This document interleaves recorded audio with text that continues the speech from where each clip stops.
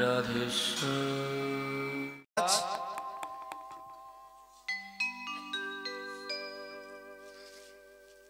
শ্রীধাম নীলাচল। নীলাচল মানে কি? কি নীলাচল মানে কি মা? পুরী ধাম। আচ্ছা বলুন তো, মহাপ্রভু কত বছর বয়সে সন্ন্যাস নিয়েছেন? কত বছর? ওই যে 24 বছর। এই 24 বছর বয়সে মহাপ্রভু সন্ন্যাস নিয়ে প্রভু চলেছেন কোথায়? না নীলাচলে। প্রথমে বলি, ভক্তকে বাদ দিয়ে ভগবানকে চেনা যায় না, চেনা যাবে না। যদি বলো কেন? এই হরি মন্দির তৈরি হয়, এই হরি মন্দিরে বিগ্রহ প্রতিষ্ঠা হয়। এই বিগ্রহ প্রতিষ্ঠা করলো কে? না ভক্ত। আচ্ছা, যদি এখন তোমরা দক্ষিণেশ্বরে যাও, কার কথা মনে পড়বে? কার কথা? রানী রাসমণির কথা। যদি এখন তারাপীঠে যাও, কার কথা মনে পড়বে? বামা খেপার কথা। কারণ না, এরা প্রতিষ্ঠা দিয়েছিল। ওর জন্য বললেন ভক্তাধীন ভগবান। ভগবানের অধীন কিন্তু ভক্ত নয়। তাই আজ মায়ের আদেশ রক্ষা করবার জন্য প্রভু গেলেন নীলাচলে। এইবার প্রভু যখন নীলাচলের মাটিতে চলেছে, প্রভুর পশ্চাতে অগণিত ভক্ত, তারাও প্রভুর সাথে চলেছে। প্রভু বললেন, ভক্তগণ, আজ তোমরা কেউ আমার সাথে যাবে না। ভক্তগণ বললেন, গৌর হরি, এতদিন তুমি যা বলেছ তোমার কথা আমরা অক্ষরে অক্ষরে পালন করেছি, কিন্তু আজ তোমার আদেশ আমরা কেউ মানব না। কেন জানো? কারণ আমরা তোমাকে ছেড়ে থাকতে পারবো না প্রভু। তাই আজ মহাপ্রভু যখন নীলাচলে চলেছে, অগণিত ভক্ত তারাও প্রভুর সাথে চলেছে। কেমন ভাবে চলেছে? চলে পণ্ডিত জগদানন্দ নিত্যানন্দ রায়। পণ্ডিত জগদানন্দ নিত্যানন্দ রায়।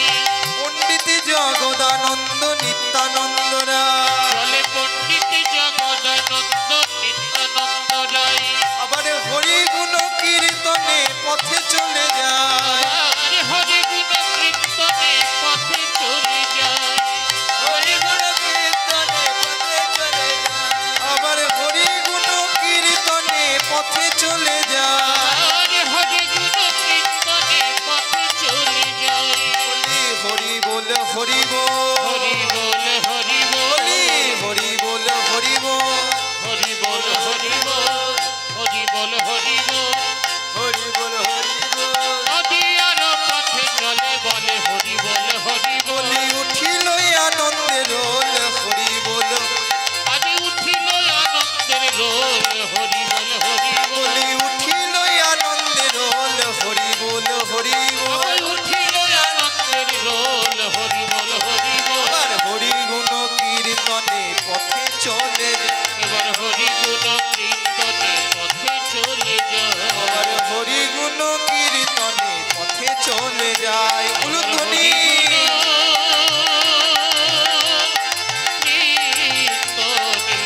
পথে চলে যায়।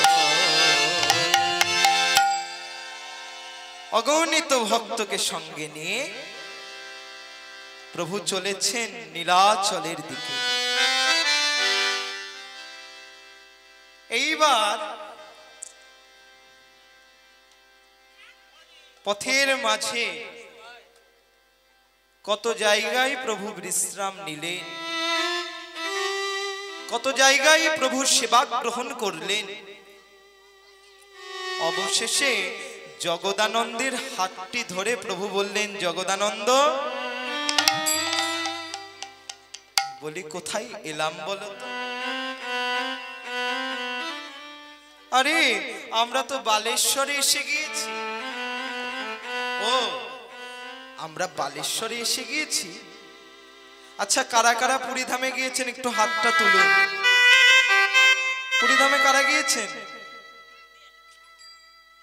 সবাই হাত তুলুন, কারা কারা গিয়েছে। আর কারা কারা সেই গোপীনাথকে দর্শন করেছেন একটু হাত তুলুন তো দেখি। ক্ষীরচোরা গোপীনাথকে কারা দর্শন করেছে? 1 2 3 4 5, প্রায় 6 জন মতো। আচ্ছা, পুরীধামে গেলেন আর সেই গোপীনাথকে দর্শন না করেই চলে এলেন?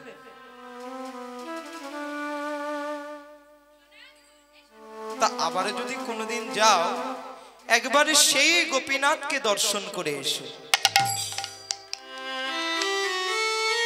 যাওয়ার সময় যেতে হবে না, ফিরে আসবার সময়ে আগেই পড়বে বালেশ্বর।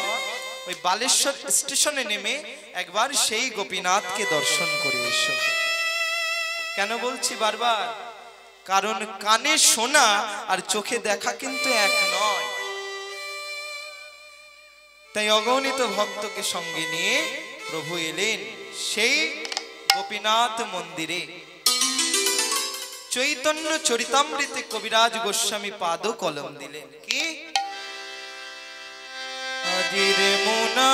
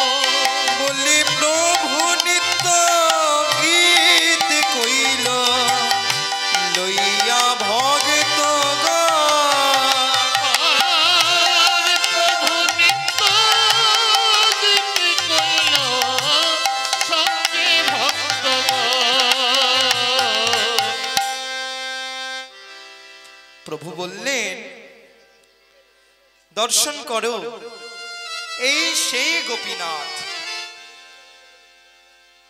আচ্ছা মায়েরা, আমরা ভগবানকে প্রণাম করি কেমন ভাবে বলুন তো? খুব বেশি হলে হাঁটুটাকে ভেঙে মাথাটাকে প্রণাম করি, আবার খুব বেশি হলে হাত দুটো জোর করে প্রণাম করি। আবার পথে ঘাটে যখন আমরা বেরোই, রাস্তাঘাটে যদি কোনো দেবালয় পড়ে যায়, আমরা কিন্তু ভগবানকে প্রণাম করছি কেমন ভাবে? মানে আঙ্গুলটা কপালেও ওঠে না। কিন্তু ভগবান আজকে দেখিয়ে দিলেন যে ওইভাবে প্রণাম করলে ভগবানের কাছে চাইলে কিছু পাওয়া যায় না। তাই মহাপ্রভু শিক্ষা দিলেন কেমন ভাবে না, প্রভু আজ গোপীনাথ মন্দিরের ভিতরে একেবারে প্রবেশ করেছে। প্রবেশ করে গোপীনাথকে প্রণাম করলেন কেমন ভাবে না, দণ্ডায়মান।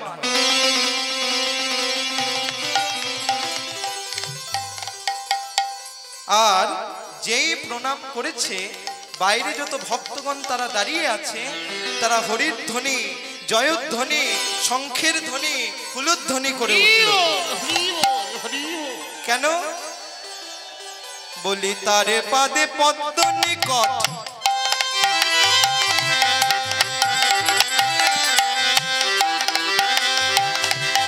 তারে পাদে পদ্ম নিকট প্রণাম করিতে,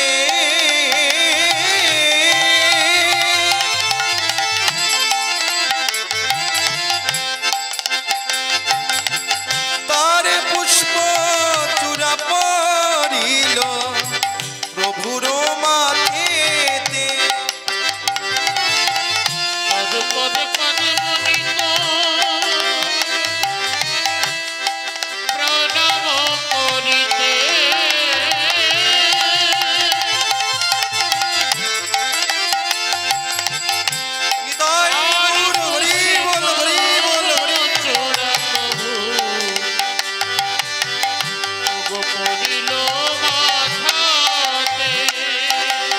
তারে পাদে পদ্ম নিকট প্রণাম করিতে, তারে পুষ্প চূড়া পড়িল প্রভুর মাথে। তারে পদে পদ্ম নিকট প্রণাম করিতে, তারে পুষ্প চূড়া পড়িল প্রভুর মাথাতে। চূড়া পাইয়া প্রভুর আমার আনন্দিত মন, চূড়া পাইয়া প্রভু আমার আনন্দিত মন, চূড়া পাইয়া প্রভুর আমার আনন্দিত মন, চূড়া পাইয়া প্রভু আমার আনন্দিত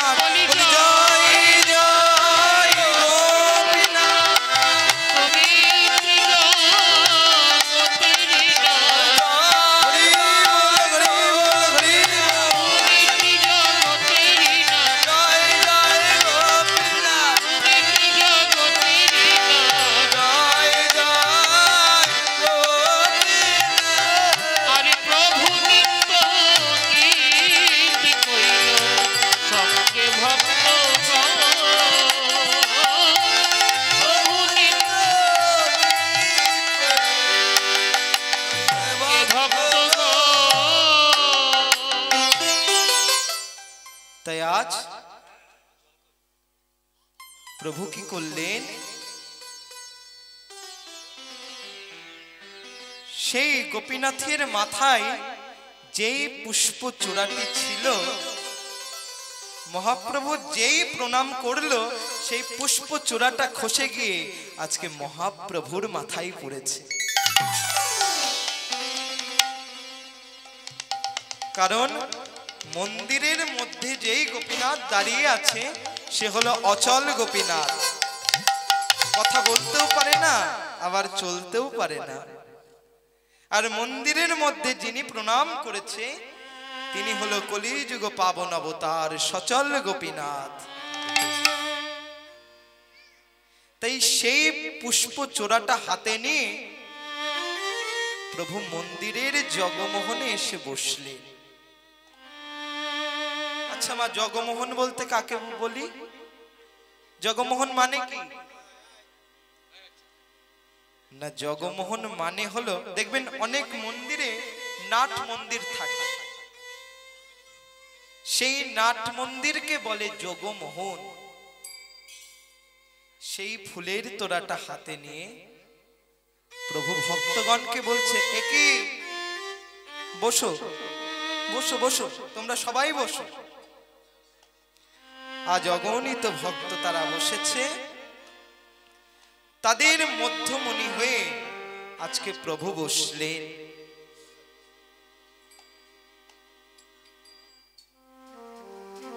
প্রভু বললেন, ভক্তগণ, যে গোপীনাথকে দর্শন করলে তোমরা কি কেউ বলতে পারো এই গোপীনাথ কেন জগতে এত প্রতিষ্ঠিত হলো? এই গোপীনাথ জগতে কেন এত প্রতিষ্ঠিত হলো? ভক্তগণ বললেন, দয়াময়, আমি কি করে জানবো? তুমি যদি কৃপা করে না বলো।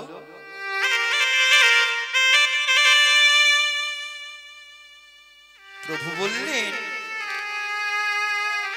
তোমরা কেউ জানো না যে এই গোপীনাথ কেন এত প্রতিষ্ঠিত হলো? কেউ না। ভক্তগণ বলছে, দয়াময়, আমি কি করে জানবো? কিন্তু আজ আমরা জানবো কেন এই গোপীনাথ এত প্রতিষ্ঠিত হলো। প্রভু বললেন, আমার দাদু গুরুর জন্যে গো। ভক্তগণ তারা বললেন, প্রভু তোমার দাদু গুরু? যে কিনা জগতের গুরু তার আবার দাদু গুরু? দেখো, ভগবান যতবার ধরার মুখে এসছে ততবার কিন্তু গুরুকরণ করে গিয়েছে। কারণ গুরু ছাড়া আমাদের কোনো গতি নাই।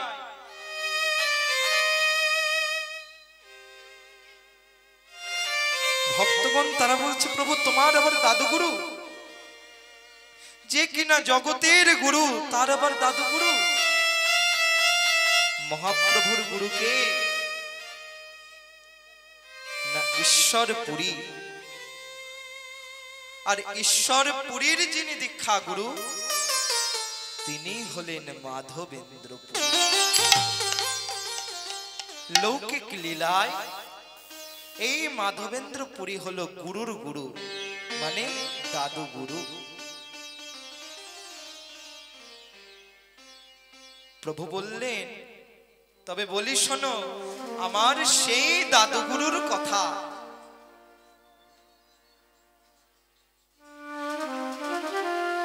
এই মাধবেন্দ্রপুরীর জন্ম কোথায়? না বাংলাদেশে শ্রীহট্ট জেলার পূর্ণিয়া পাট গ্রামে।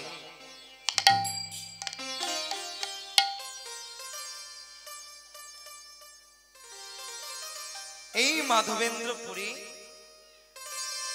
যত তীর্থে গিয়েছে সব কিন্তু পদব্রজে, মানে পায়ে হেঁটে। সমস্ত তীর্থ দর্শন করে আজ এলেন কোথায়? না শ্রীধাম বৃন্দাবন। মনে মনে ভাবছে এই বৃন্দাবন ছেড়ে আমি আর কোথাও যাব না। কিন্তু মায়েরা, আমরা কিন্তু মুখে অনেকে অনেক কথা বলি, কিন্তু ভগবানের ইচ্ছা ছাড়া আমরা কিন্তু এক পাও চলতে পারি না। কারণ তার ইচ্ছা ছাড়া যে গাছের একটা পাতাও নড়ে না।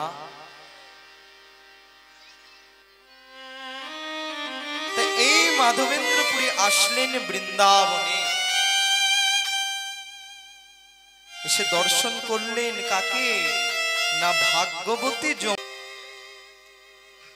কারণ না গোবিন্দের যত লীলা না হয় যমুনার তীরে আর না হয় যমুনার নীরে।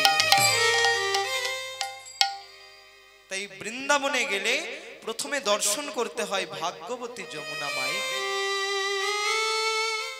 যমুনাকে দর্শন করে সেই যমুনায় স্নান করে রাধাকুণ্ড, শ্যামকুণ্ড, গিরি গোবর্ধন পরিক্রমা করলেন। এই গিরি গোবর্ধন পরিক্রমা করে আর বাবা চলতে পারছে না। ওই গোবিন্দ কুণ্ডের পারে এসে একটা গাছের তলায় বসে পড়লেন। এই মাধবেন্দ্রপুরীর কিন্তু বাবা দুটো স্বভাব ছিল।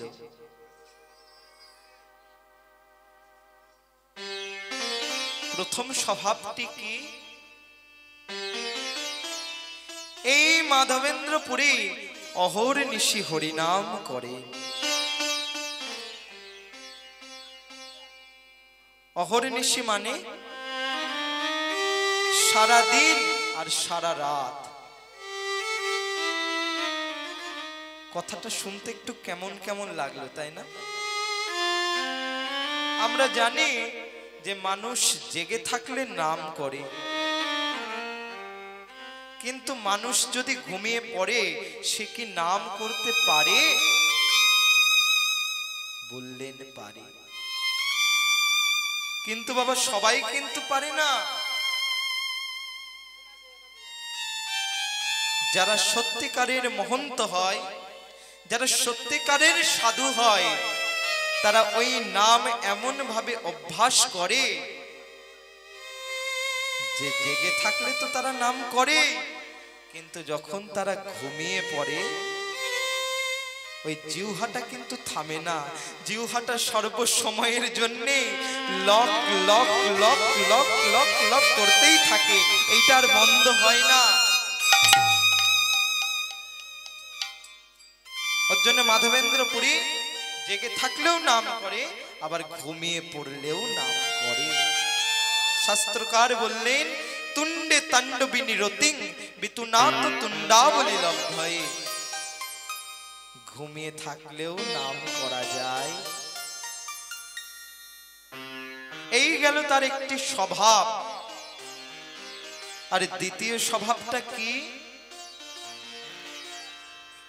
না সে অযাচক বৃত্তি নিয়েছেন। অযাচক বৃত্তি মানে এই মাধবেন্দ্রপুরী কারোর কাছে যেচে কিংবা সেদে কিছু পায় না। এই মাধবেন্দ্রপুরীকে যদি কেউ যেচে কিংবা সেদে কিছু দেয় তবেই সেটা গ্রহণ করে, আর না হলে নিরম্ব উপবাস। উপবাস বলতে আমরা যাকে বলি নিরম্ব উপবাস, মানে না নির্জলা উপবাস। তো এই মাধবেন্দ্রপুরীর কাঁধে একটা ঝোলা ছিল, হয়তো তাকে কেউ কিছু দিয়েছিল, সেটাই পেয়ে ওই গিরি গোবর্ধনে গাছের তলায় ঘুমিয়ে পড়লেন। প্রভাত কালে উঠে এক মনে মাধবেন্দ্রপুরী গাইছে, কোনো দিকে তার লক্ষ্য নেই। জয় রাধা রমন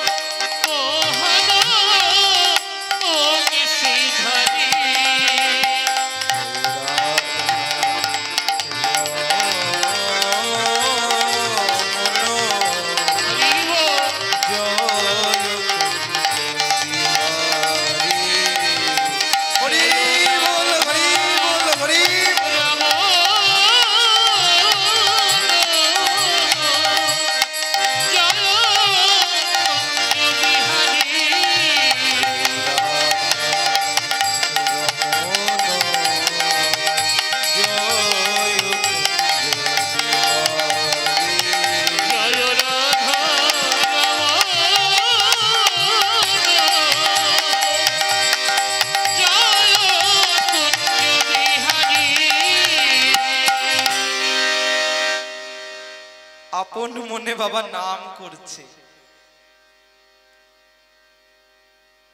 কোনো দিকে তার লক্ষ্য নাই। আমরা জানি কাউর যদি লক্ষ্য ঠিক থাকে সে কিন্তু তার লক্ষ্যে একদিন পৌঁছায় যায়। তাই মাধবেন্দ্রপুরী আপন মনে বসে বসে নাম করছে। এই নাম করতে করতে অনেকটা কিন্তু বেলা গড়িয়ে গেল।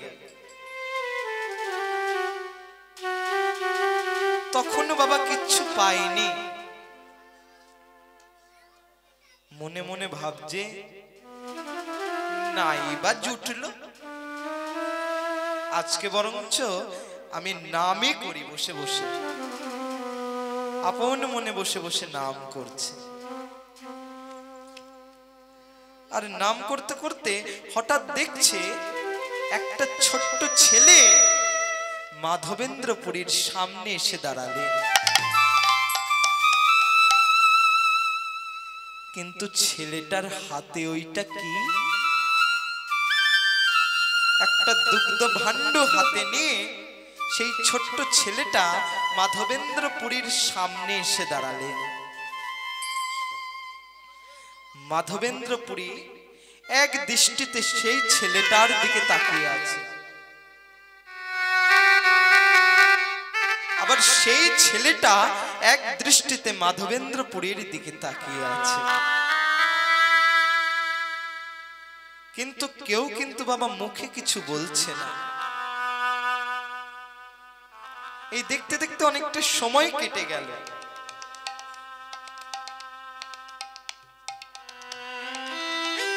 অবশেষে সেই ছেলেটাই বলে উঠল, কি?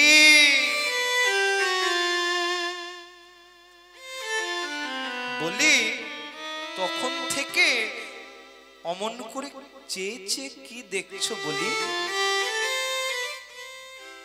তখন থেকে অমন করে চেয়ে চেয়ে কি দেখছো? আরে বাপু, বলি তোমার জন্যই তো নিয়ে এলাম।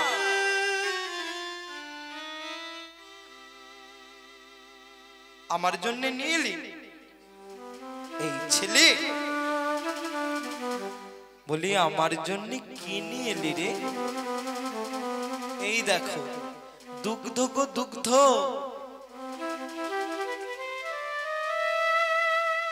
এই ছেলে বলি তুই আমার জন্য দুগ্ধ নিয়ে এলি কেন রে? আনবো না। আরে বাপু, তুমি তো না খেয়ে বসে আছো, কত বেলা হয়ে গেল, এখনো তো কিছু খাওনি, তাই তো তোমার জন্য নিয়ে এলাম। মাধবেন্দ্রপুরী মনে মনে ভাবছে, আমি যে না খেয়ে বসে আছি ছেলেটা জানলো কি করি? এই ছেলে বলি, আমি যে না খেয়ে বসে আছি সেটা তুই জানলি কি করে রে? ওমা জানবো না? বলি, আমি না জানলে জগতে জানবে কে? হ্যাঁ, আমি না জানলে জগতে জানবে কে গো? আরে বাবা, আমিও তো তাই বলছি, আমি যে না খেয়ে বসে আছি সেটা তুই জানলি কি করে? তবে বলি শোনো, এই গায়ের গোপিনীরা ওই যমুনায় গিয়েছিল জল আনতে। তারা তোমায় দেখলো, দেখে গিয়ে আমায় বলল, আর আমি তোমার জন্য নিয়ে এলাম। দাঁড়া বাপু দাঁড়া, কি বললি আবার বল? এই গায়ের গোপিনীরা ওই যমুনায় গিয়েছিল, আর তারা আমায় দেখলো, আর দেখে গিয়ে তোকে। মাধবেন্দ্রপুরী মনে মনে ভাবছে, এই গোপিনীরাই বা কে? আর গোপিনীরা বলা মাত্র ছেলেটা যে নিয়ে এলো, ছেলেটা কি গোপিনীদের কেনা দাস নাকি? কত কথাই মনের মধ্যে হচ্ছে, কত কথাই। কাজ কি, তোমার জন্য নিয়ে এলাম, এই দুগ্ধটা পান করে ভাণ্ডটা আমার দিয়ে দাও, আমি চলে যাই। এই ছেলে, দাঁড়া বাপু দাঁড়া, এই সবে তো এলি, এখনই এমন যাই যাই করছিস কেন রে? এই ছেলে, অত দূরে দাঁড়িয়ে আছিস কেন? একটু কাছে আয়। না না না না, আমি তোমার সব কথা শুনতে পাচ্ছি, বলো না তুমি কি বলবে? এই ছেলে, বলি তোর নামটা কি রে? ভগবান চিন্তা করছে, সর্বনাশ, এখন ভক্তকে কি করে নাম বলি? শোনো, তুমি ফের যদি আমার কাছে নাম জিজ্ঞাসা করেছো, আমি এক্ষুনি চলে যাব, আর কিন্তু আসবো না। মাধবেন্দ্রপুরী বলছে, ওরে বাবা, আমার ভুল হয়েছে রে, আমি আর তোর কাছে নাম জানতেই চাইব না। এই ছেলে, আবার কি হয়েছে? বলি, তুই থাকিস কোথায় রে? আরে বাবা, আমি কোথায় থাকি সেটা জেনে তুমি কি করবে শুনি? বল না, নাম জানতে চাইলাম, বললি না। কোথায় থাকিস একটু বল না। বলছি গো, বলছি। তখন বালক কহে,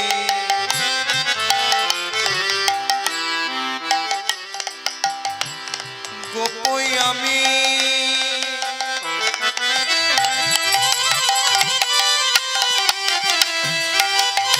এই দাঁড়া বাপু, দাঁড়া দাঁড়া দাঁড়া দাঁড়া দাঁড়া দাঁড়া।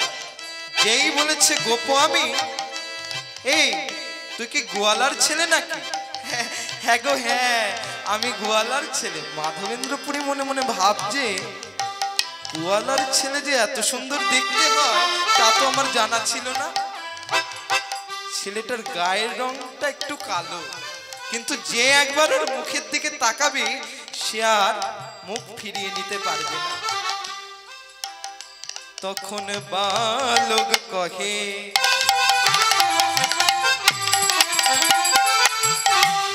গোপই আমি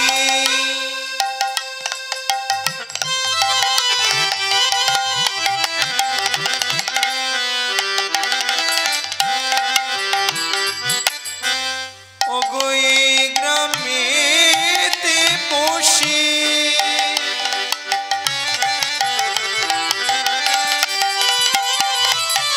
তুমি যেখানে বসে আছো না, এইটা হলো গোপের গ্রাম। আর আমার গ্রামে থেকে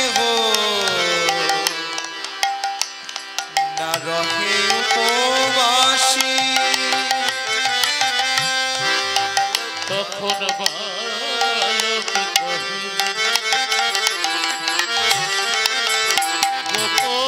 গোপয়ামি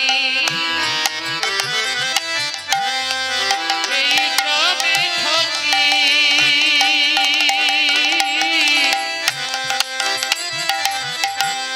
আমার গ্রামেতে কেহ না থাকে উপবাসী।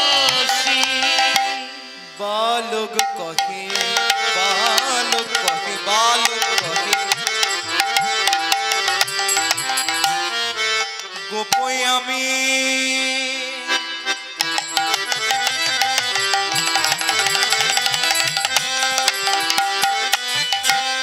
ওগোই গ্রামে বসে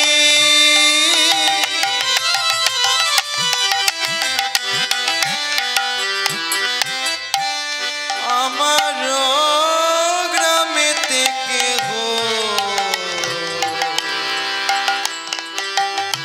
নারকে উপবাসী।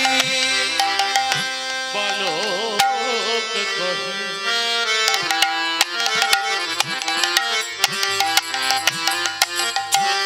গোপই আমি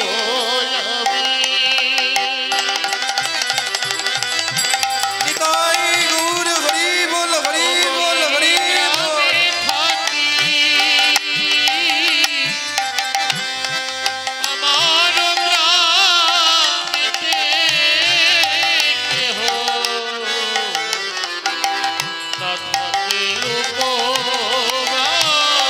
বলি শোনো না বলি আমার গ্রামে বাস করে যে আমার গ্রামে বাস করে যে। বলি আমার গ্রামে বাস করে যে আমার গ্রামে বাস করে যে বলি আমার গ্রামে বাস করে যে আমার গ্রামে বাস করে যে বলি উপবাসী থাকে না সে বলি আমার গ্রামে বাস করে যে ও বলি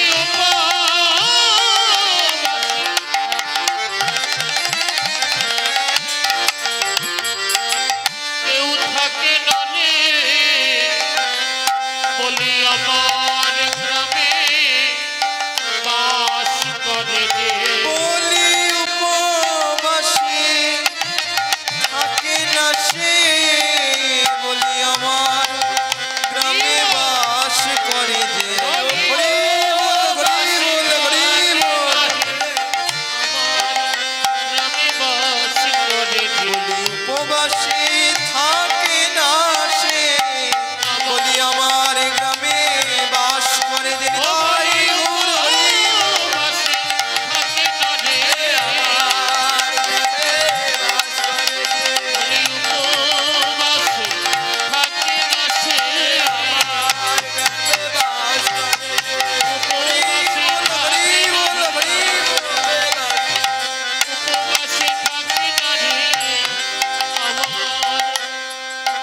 গ্রামে বাস করে যে আমার গ্রামেতে কেহ না রহে উপবাসী।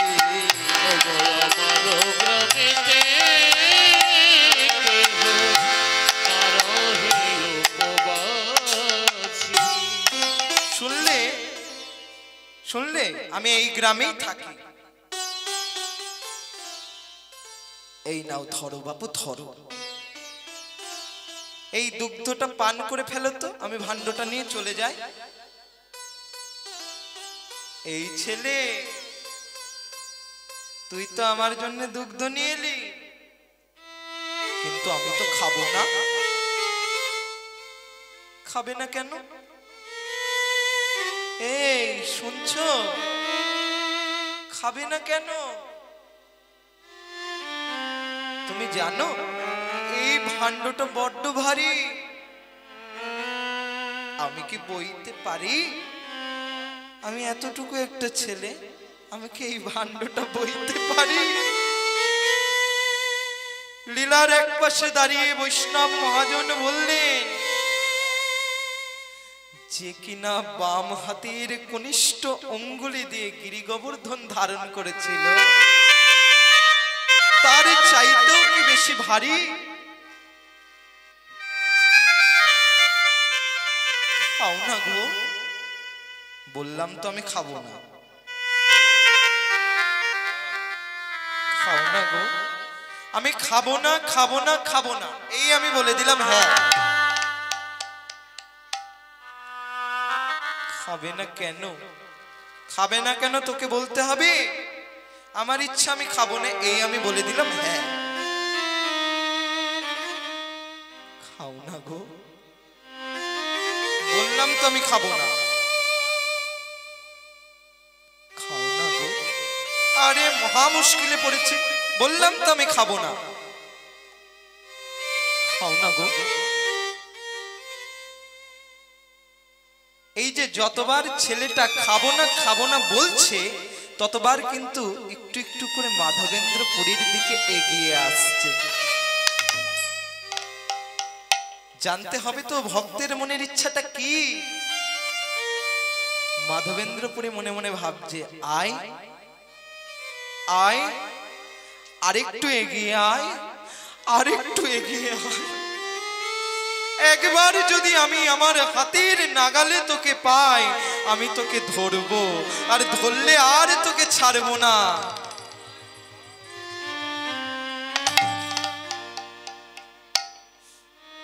খানিকটা তফাতেই যা দাঁড়িয়ে পড়েছে।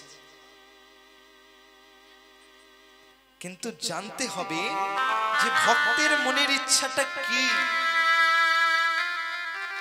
মাধবেন্দ্র পুরী মনে মনে ভাবছে, কি ছোট্ট ছেলে, কি মিষ্টি মধুর ওর কণ্ঠস্বর। এখনই যদি ওর হাত থেকে দুগ্ধ ভাণ্ডটা নিয়ে আমি পান করে ফেলি, আমি জানি ও এই ভাণ্ডটা নিয়ে এই মুহূর্তে এখান থেকে চলে যাবে। আর আমি যতবার খাবো না খাবো না বলবো, ততবার ও আমার সামনে থাকবে। আমি ওকে দেখতেও পারবো, ওর সাথে কথাও কইতে পারবো।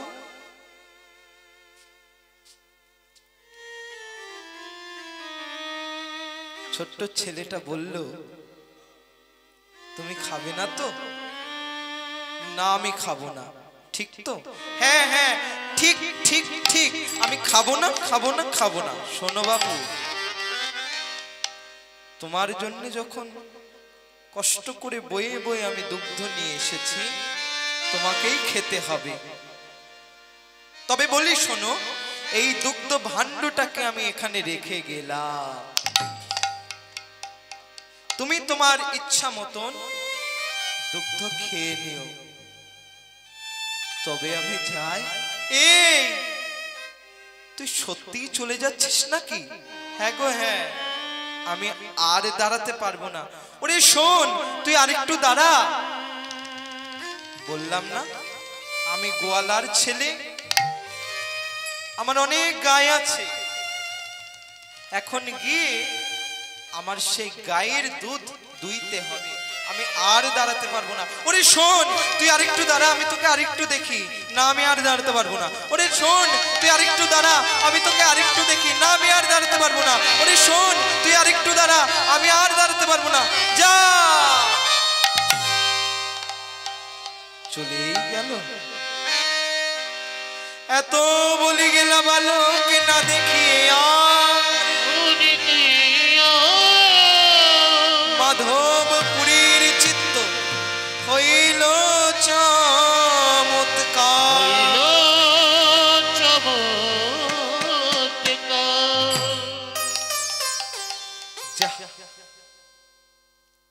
ছেলেটা চলেই গেল।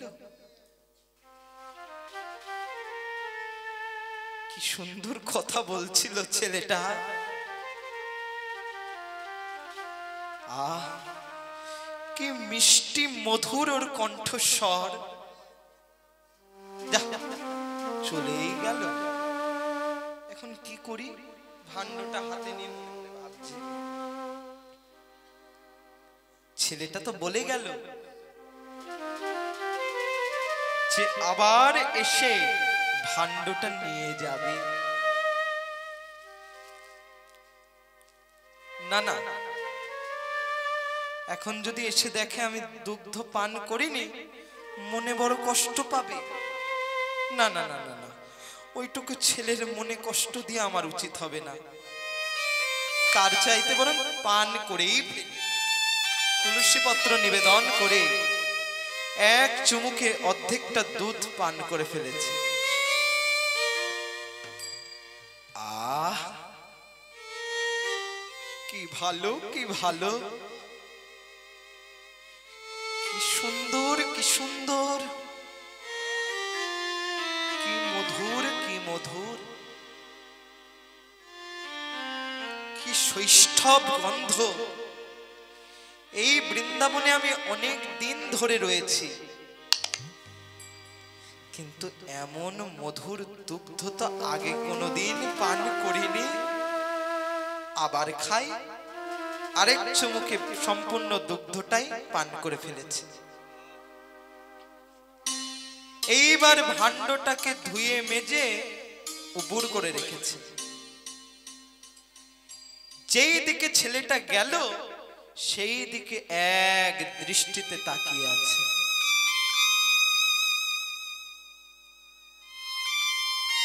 ছেলেটা আসবে বলেছিল, না না না, আমি এখন কোথাও যাব না। কোথাও যদি যাই, এই সুযোগে ছেলেটা এসে যদি ভাণ্ডটা নিয়ে যায়, না না না, কোথাও যাব না, আমি কোথাও যাব না।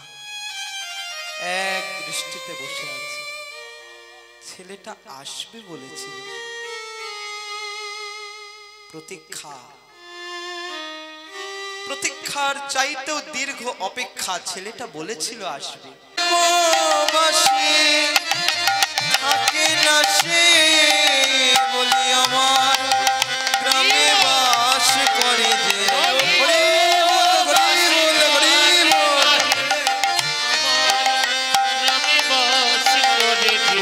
উপবাসী থাকে না সে বলি আমার গ্রামে বাস করে যে।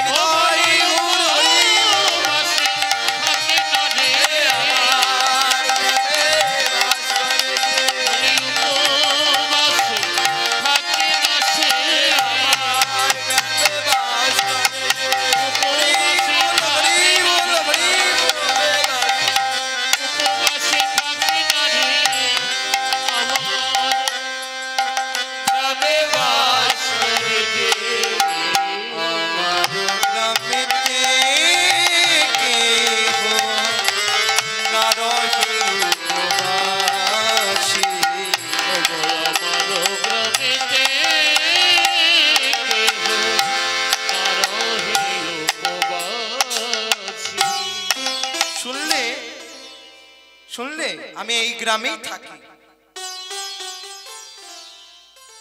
এই নাও ধরো বাপু, ধরো, এই দুগ্ধটা পান করে ফেলো তো, আমি ভাণ্ডটা নিয়ে চলে যাই। এই ছেলে, তুই তো আমার জন্য দুগ্ধ নিয়ে এলি, কিন্তু আমি তো খাবো না। খাবে না কেন? এই শুনছো, খাবে না কেন? তুমি জানো এই ভাণ্ডটা বড্ড ভারী, আমি কি বইতে পারি? আমি এতটুকু একটা ছেলে, আমি কি এই ভাণ্ডটা বইতে পারি? লীলার এক পাশে দাঁড়িয়ে বৈষ্ণব মহাজন বললেন, যে কিনা বাম হাতের কনিষ্ঠ অঙ্গুলি দিয়ে গিরি গোবর্ধন ধারণ করেছিল, তার চাইতেও কি বেশি ভারী? খাও না গো। বললাম তো আমি খাবো না। খাও না গো, আমি খাবো না খাবো না খাবো না, এই আমি বলে দিলাম হ্যাঁ। খাবে না কেন? খাবে না কেন তোকে বলতে হবে? আমার ইচ্ছা আমি খাবো না, এই আমি বলে দিলাম হ্যাঁ। খাও না গো, বললাম তো আমি খাবো না। খাও না গো, আরে মহা মুশকিলে পড়েছে, বললাম তো আমি খাবো না। খাও না গো। এই যে যতবার ছেলেটা খাবো না বলছে, ততবার কিন্তু একটু একটু করে মাধবেন্দ্র পুরীর দিকে এগিয়ে আসছে। জানতে হবে তো ভক্তের মনের ইচ্ছাটা কি। মাধবেন্দ্র পুরী মনে মনে ভাবছে, আয় আয়, আরেকটু এগিয়ে আয়, আরেকটু এগিয়ে আয়। একবার যদি আমি আমার হাতের নাগালে তোকে পাই, আমি তোকে ধরবো, আর ধরলে আর তোকে ছাড়বো না।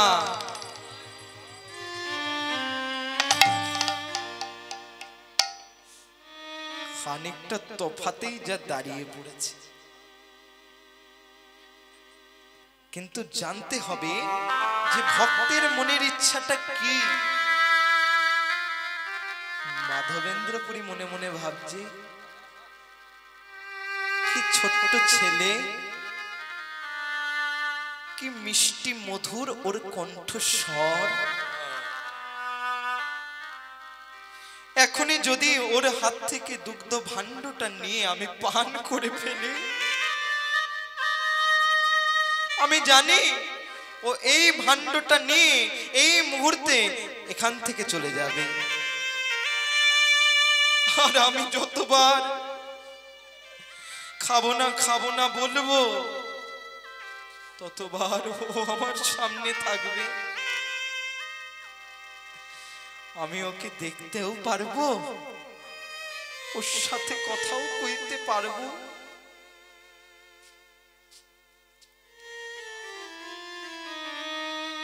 ছোট্ট ছেলেটা বলল, তুমি খাবে না তো? না আমি খাবো না। ঠিক তো? হ্যাঁ হ্যাঁ ঠিক ঠিক ঠিক, আমি খাবো না খাবো না খাবো না। শোনো বাবু, তোমার জন্য যখন কষ্ট করে বয়ে বয়ে আমি দুগ্ধ নিয়ে এসেছি, তোমাকেই খেতে হবে। তবে বলি শোনো, এই দুগ্ধ ভাণ্ডটাকে আমি এখানে রেখে গেলাম, তুমি তোমার ইচ্ছা মতন দুগ্ধ খেয়ে নিও। তবে আমি যাই। এই তুই সত্যিই চলে যাচ্ছিস নাকি? হ্যাঁ গো হ্যাঁ, আমি আর দাঁড়াতে পারবো না। ওরে শোন, তুই আরেকটু দাঁড়া। বললাম না আমি গোয়ালার ছেলে, আমার অনেক গায়ে আছে। এখন গিয়ে আমার সেই গায়ের দুধ দুইতে হবে, আমি আর দাঁড়াতে পারবো না। ওরে শোন, তুই আরেকটু দাঁড়া, আমি তোকে আরেকটু দেখি। না আমি আর দাঁড়াতে পারবো না। ওরে শোন, তুই আরেকটু দাঁড়া, আমি তোকে আরেকটু দেখি। না আমি আর দাঁড়াতে পারবো না। ওরে শোন, তুই আরেকটু দাঁড়া, আমি আর দাঁড়াতে পারবো না। যা, চলেই গেল। এত বলি গেলা বালক না দেখিয়ে মাধব পুরীর চিত্ত হইল চমৎকার।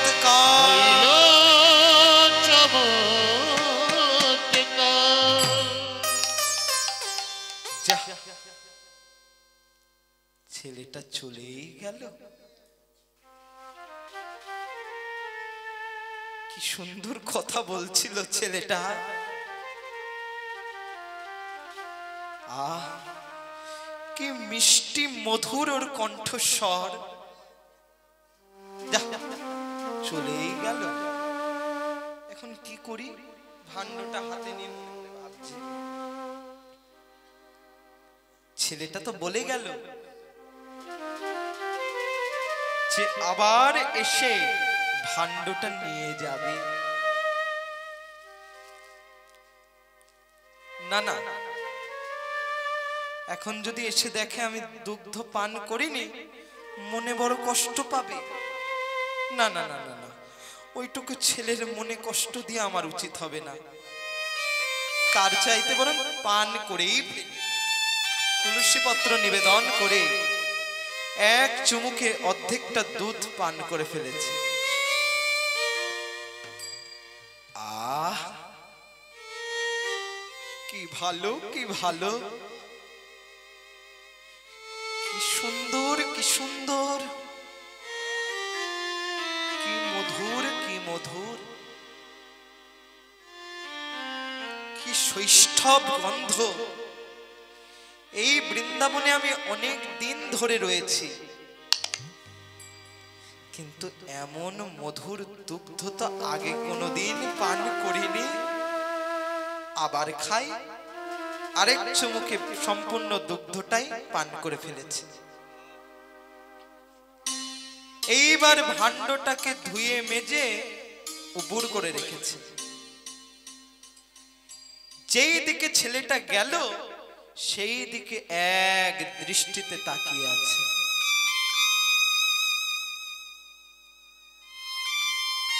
ছেলেটা আসবে বলেছিল, না না না, আমি এখন কোথাও যাব না।